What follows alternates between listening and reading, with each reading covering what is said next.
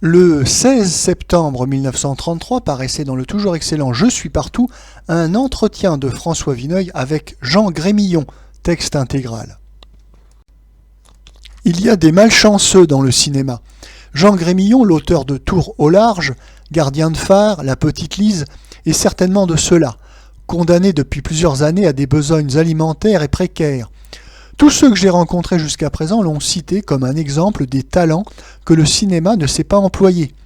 Jean Grémillon, lui, est d'avis que puisqu'il ne compte encore aucune réussite indéniable, il est assez naturel que les producteurs n'aient en lui qu'une confiance modérée, car il est franc et n'aime pas se leurrer de mots.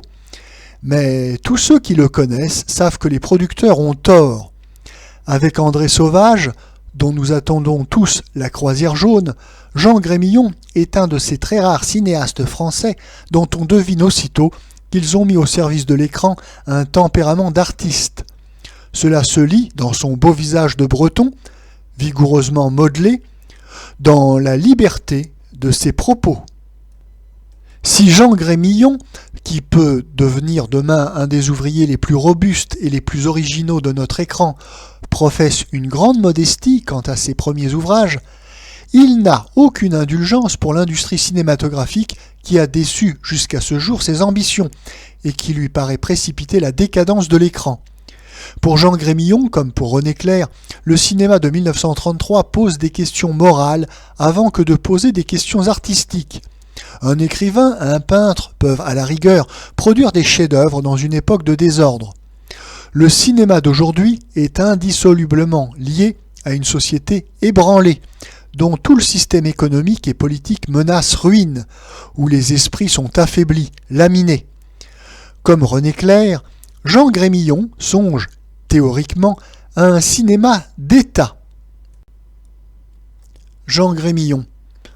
En effet, il est impossible qu'un État sain ne cherche pas à canaliser une force aussi redoutable que le cinéma. François Vineuil. Mais comme René Clair, vous n'avez pas confiance dans les formes d'État actuelles. Que peut-on dire hors de ces théories qui restent impuissantes? Jean Grémillon. Je pense qu'il existe encore des hommes qui ne sont pas entièrement pourris par l'affreux individualisme du XXe siècle, qui ont conservé ce sens de l'art et des sentiments collectifs à quoi l'on reconnaît les grandes époques. Le malheur, c'est que ces hommes ne parviennent pas à se rencontrer, à travailler ensemble. Les équipes qui font des films sont réunies par le hasard, au lieu d'être groupées logiquement. On ne peut rien imaginer de plus incohérent que le labeur d'un metteur en scène. Ce n'est point parce que nous travaillons sur commande, rien de meilleur que cette contrainte. Mais ces commandes nous sont faites au petit bonheur, sans tenir le moindre compte de nos capacités. Il me semble qu'il n'y aurait pourtant rien d'incompatible dans notre métier avec une certaine continuité, comme c'est le cas par exemple pour les hommes de théâtre. François Vineuil. Quel film feriez-vous si un jour vous aviez carte blanche? Jean Grémillon. Un film sur les paysans français. Je les connais bien. J'ai beaucoup vécu de leur vie. Cela m'a toujours passionné. Mais quel bouleversement ne faudrait-il pas dans le cinéma pour faire admettre un vrai film de notre terroir? Chaque fois que l'écran parle de la campagne, c'est le pittoresque qui intervient, ou bien la nature édulcorée à travers les trop belles photos de la pellicule panchromatique. Autant de choses parfaitement étrangères à un vrai paysan. Puis, comment un producteur accepterait-il un film en patois? Car c'est en patois que mes personnages devraient parler. Ce qui me séduirait le plus, en cela, c'est que personne ne chercherait à comprendre. Enfin, le dialogue ne serait plus qu'un fond sonore, comme on l'a parfois essayé. Réflexion de François Vineuil. Du dialogue ainsi compris à la musique, il n'y a qu'un pas.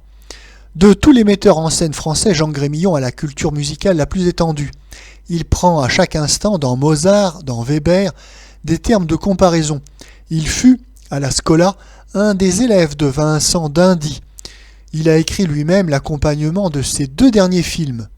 Il a, sur ce point, des opinions très personnelles. Jean Grémillon.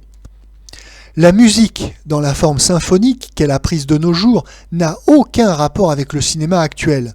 Dans un film, un développement symphonique, qu'il soit conçu à la façon de Beethoven ou de Stravinsky, accapare trop le spectateur.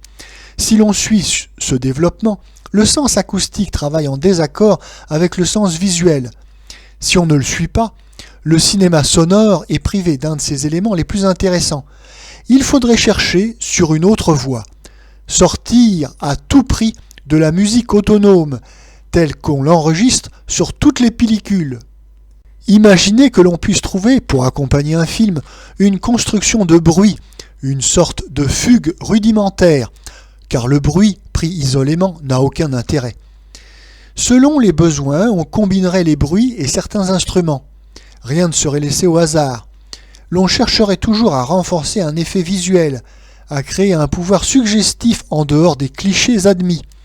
C'est ce que j'avais essayé dans La Petite Lise avec Roland Manuel, me refusant à admettre qu'un quatuor avec trompette en sourdine pût exprimer toute la rumeur de la nuit.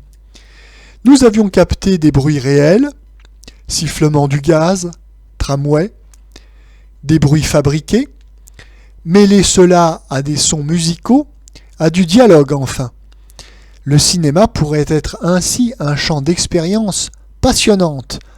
Malheureusement, on ne nous laisse pas le temps ni les moyens de nous en servir.